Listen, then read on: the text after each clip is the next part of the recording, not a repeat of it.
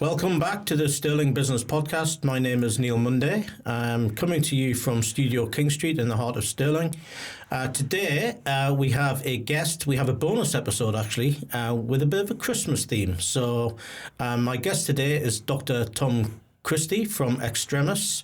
Extremis are a local publisher based in Stirling, and we've got Tom here today to talk specifically about his Christmas movie books and the event that we have here in number 45 King Street coming along next week. So welcome to the show, Tom. Hi Neil, it's always a pleasure to be here.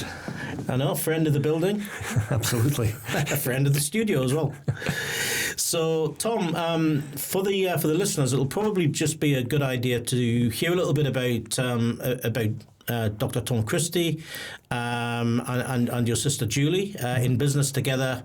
Have been for just over 10 years now. You've just had your 10th anniversary with Extremis. Yep. So it'd be good to tell the listeners a little bit about who you are and what you guys do. Yeah, absolutely. Well, Extremis Publishing, as you say, was established in 2015, and we are a book publisher that specialises in non-fiction, specifically arts and media non-fiction. So it's a very, very broad range of different subjects that we cover with lots of different authors, and there is no other job I would rather do than the one that I do, actually. Because it is great to work with people to bring their ideas to life. You're constantly meeting new people, no 2 days are ever the same. And it's a family business because Julie and I both come from completely different professional backgrounds. And I'd been an author for about 9 years before the company started. So Julie brings a whole wealth of experience in things like sales and marketing. And I had sort of editorial experience and design experience from working with other publishers over the years. So it's come together really well from that point of view, and that's the best thing about it, I think, though, is the people that you encounter along the way, because you're always doing new things and meeting new people in different places. So that's what makes it special. Okay, and you're an award-winning publisher. You've won many awards. What are the latest ones that you guys have picked up?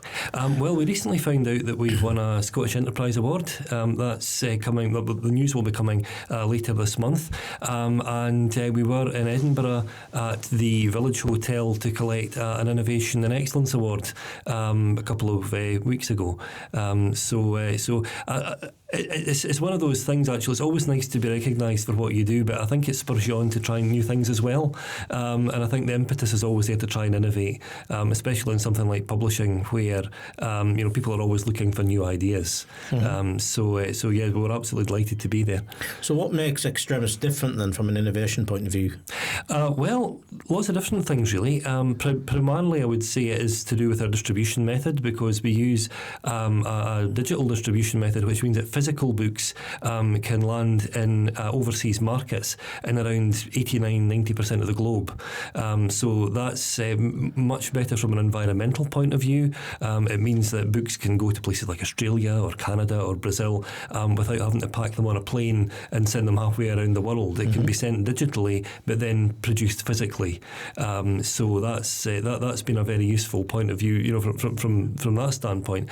But also we like to produce lots of free content as well. We have a podcast, we produce author videos and special features, and there's also a regular newsletter. So people don't necessarily have to buy the books to feel like they're part of the Extremis story. Right, okay. That's fantastic. So we can see an array of some of your books. Tom, before we get specifically into the Christmas theme, how many books have you written over what period of time? I've written 22 books, and I started in 2007.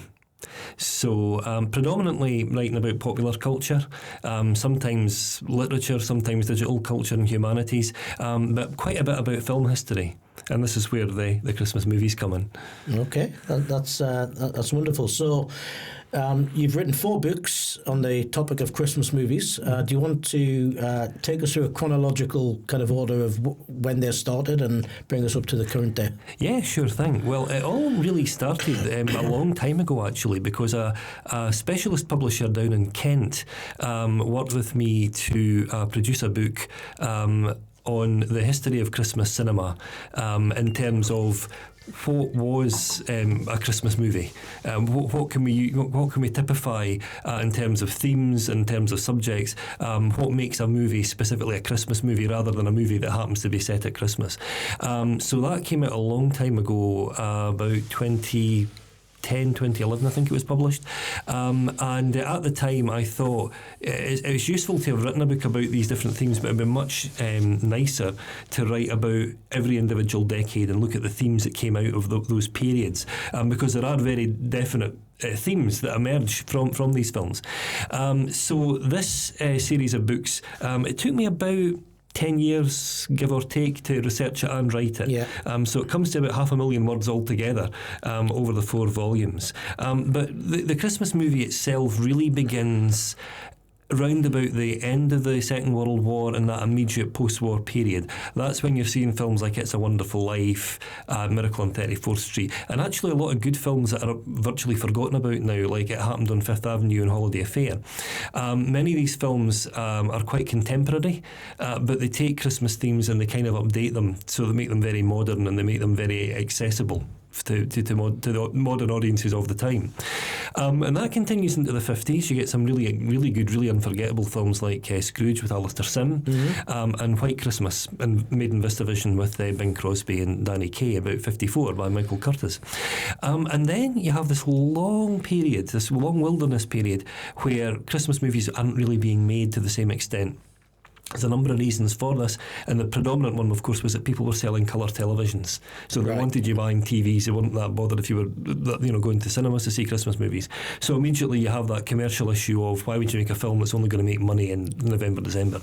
And so are each of the volumes, are they categorised in terms of 60s, 70s, 80s, 90s? How are they?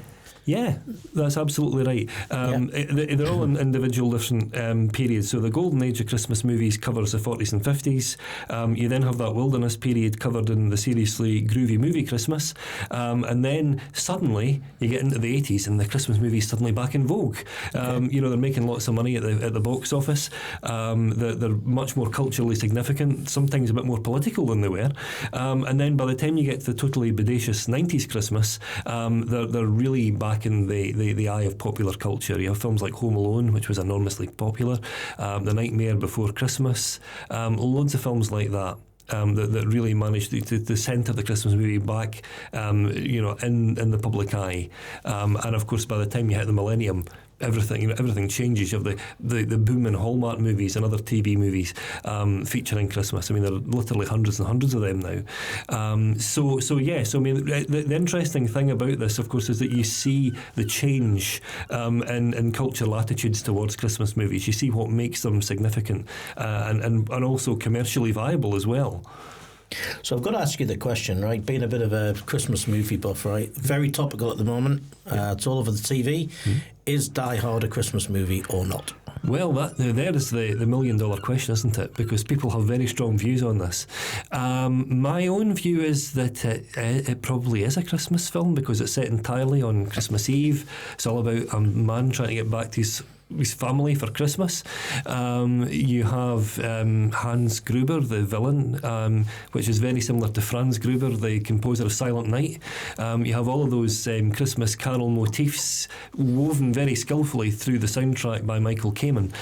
So there's certainly a lot of Christmas content in there, but I think the debate will continue to rage as to whether or not it is a Christmas film or just a film that happens to be set at Christmas. Okay, and do you talk about that in any of your books? Oh, I do, yes, absolutely. Yeah. I cover it in the Righteously Awesome 80s Christmas. Okay. And it fascinates me because you get a film like Lethal Weapon, which is set at Christmas time. Very few people would consider that a Christmas movie.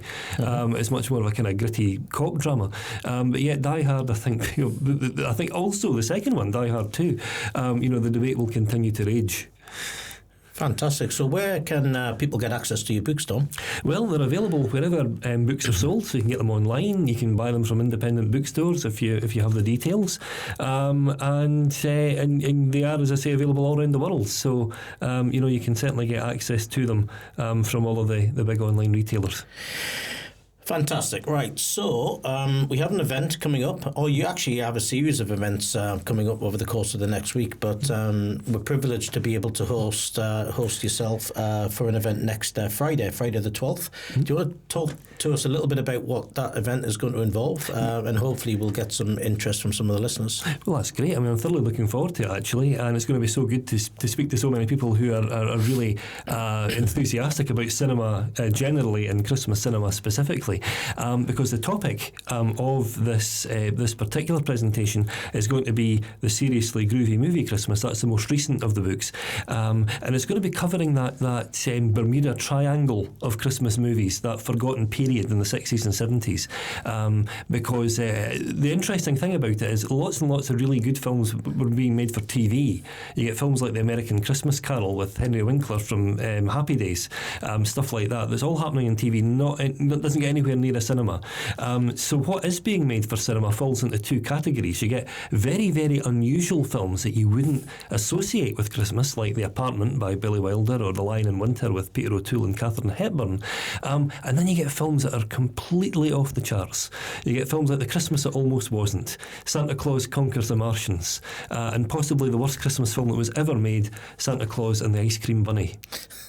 So if you want to find out why these films are quite as unique as they are, you're going to have to come along to the talk and find out.